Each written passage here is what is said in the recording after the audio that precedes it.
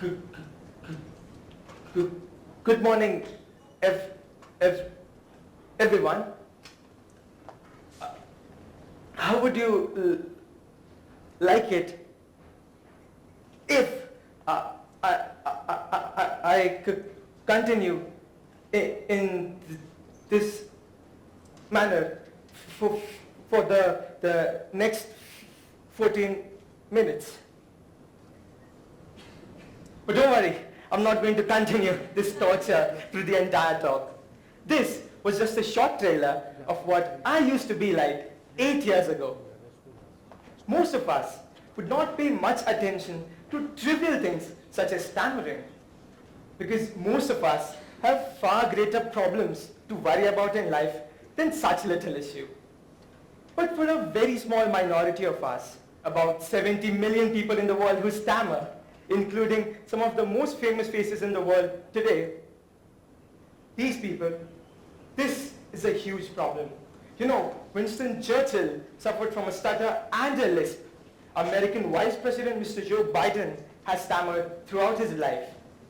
Of course, not many people know him. He's this guy, Mr. Nani Palkhiwala. He's probably the greatest lawyer in the history of Indian judiciary. As a child, he used to stutter a lot. And of course, who does not know him? Mr. Hrithik Roshan. You know, it is said about him that until the age of 18, he could not even pronounce the word actor properly. For people like them, and for people like me, this is a huge problem. Every day brings a new challenge for us, whether it's having a phone conversation, having a job interview, introducing ourselves to someone, or simply asking a girl out for a date. Everything is a battle. I remember ever since I learned to talk, I suffered from stammering. In fact, 8 years back, I could not even pronounce my name without as much as a dozen pauses. But when I was in my class 4, I had developed this amazing approach to fight my stutter. I call it my brute force. Basically, this term belongs to the world of computers and algorithms. How many people in this room have read Dan Brown's The Digital Fortress? I think you might know what I'm talking about. For those of us who have absolutely no idea as to what brute force is, let me explain it to you by a very simple example. Suppose you're trying to log in to your Facebook account, and you suddenly realize that you have so many different passwords for different sites that you actually forgot which one belongs to Facebook. I know, right? Your reaction now would be something like this. So what you do now is that you try to plug in every password you can possibly remember, and hopefully one of them turns out to be the correct one. I'm sure by now most of you might be thinking, what in the world is this guy trying to say by comparing Facebook passwords to stammering? Basically, my version of the brute force has the same approach, except instead of computers, this works in real life. How? I think we will get there in a few minutes. But before that, let me ask you all a very simple question. How many people in this room stutter? Nobody. Okay. What, according to you, could be the cruelest thing which you can do to a guy who stammers?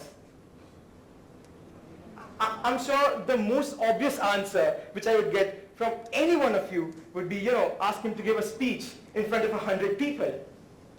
But what if I tell you that by doing this, you're actually helping him?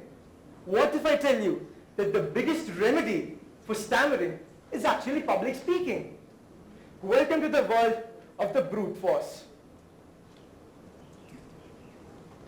Most of us have this stereotype for a stuttering person. A shy, quiet kid, usually sitting in the farthest corner of the classroom and who goes all, When asked the question in the class, I was that kid all my childhood, and stuttering did that to me. Although, I realize most of you might advise me to try speech therapy to counter this problem, and I actually did, although I had a really bad experience with it.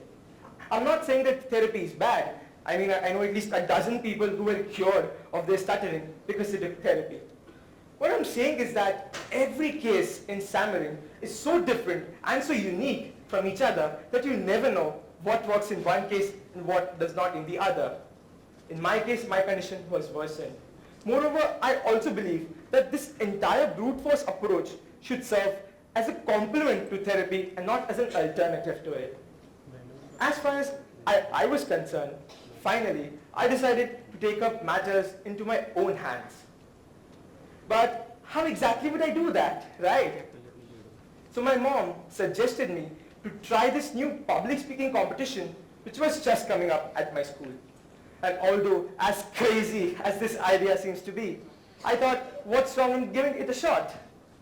So my mom soon prepared a basic draft of my speech, and I literally crammed up those 2 pages so that I would not fumble on the stage.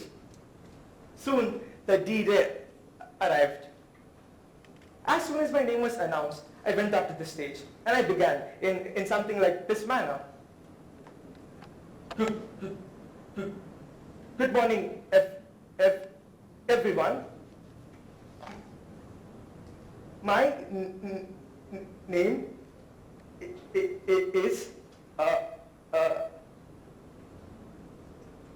and blank. The words simply refused to come out of my mouth.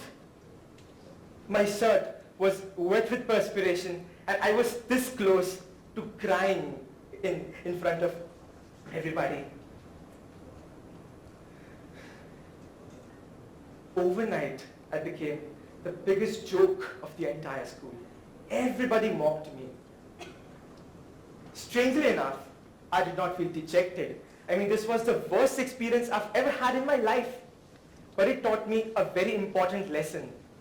The worst has already happened. How bad could it get now, right?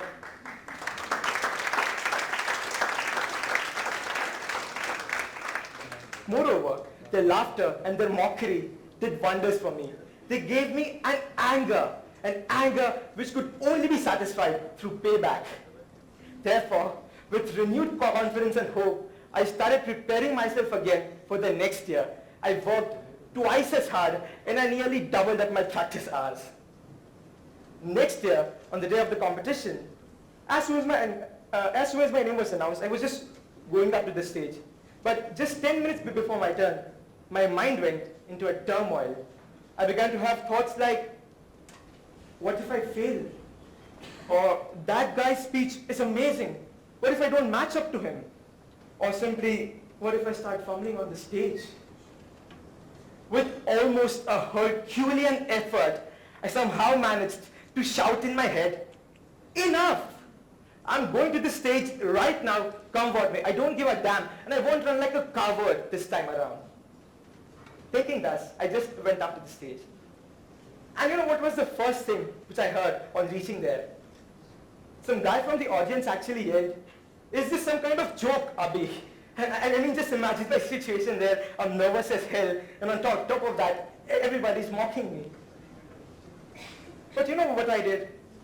I just ignored him, and I moved on with my speech. I spoke continuously for 4 minutes. I mean, I was so nervous, I did not even stop to catch my breath. When I completed, I could not believe I had done that. I gave an entire speech without a single stutter. I felt something like this, top of the world. Years of stage fright and fears vanished away in a second.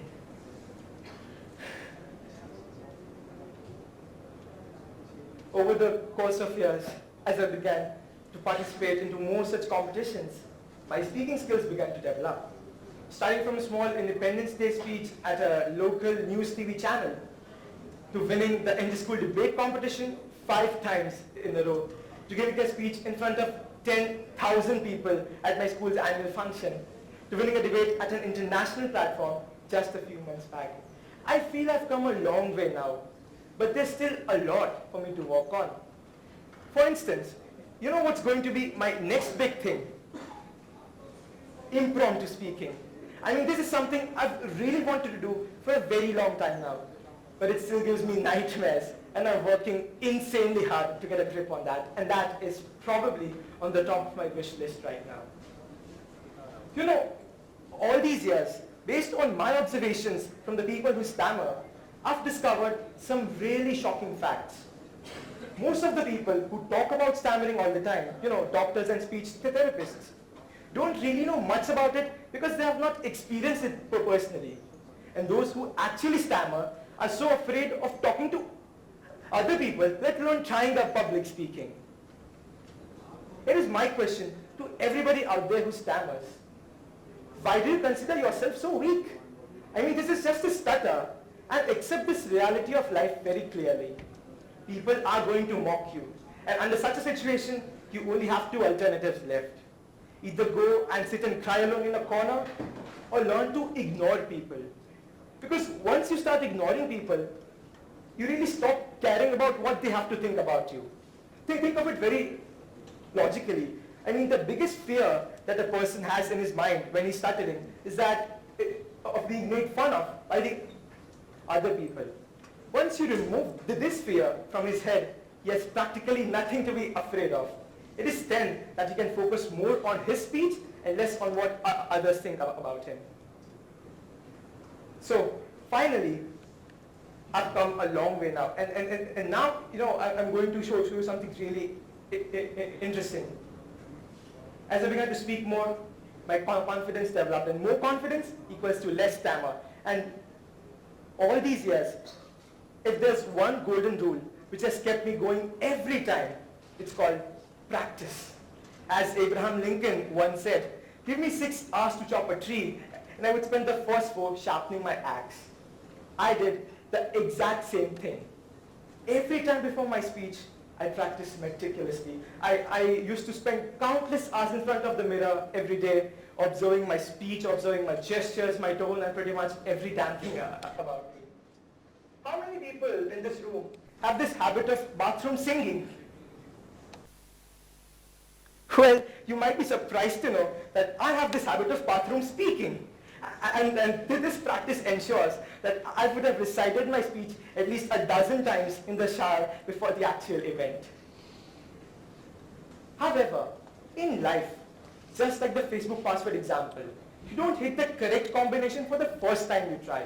You have to work really hard, plug in every possible password, practice every damn speech meticulously. You don't have that forget password shortcut option available here. And most importantly, be courageous.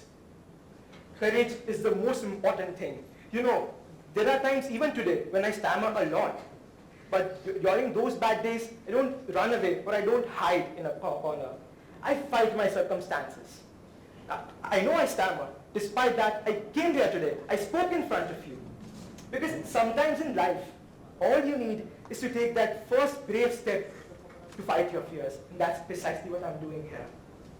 This brute force changed my life, and I'm sure it would change yours too. So just go out there and do it. Face your fears, and you just need to remember one thing for the brute force to work. All it takes is a pinch of courage and tons of practice. That's literally the best advice I can give you. May the brute force be with you. Thank you.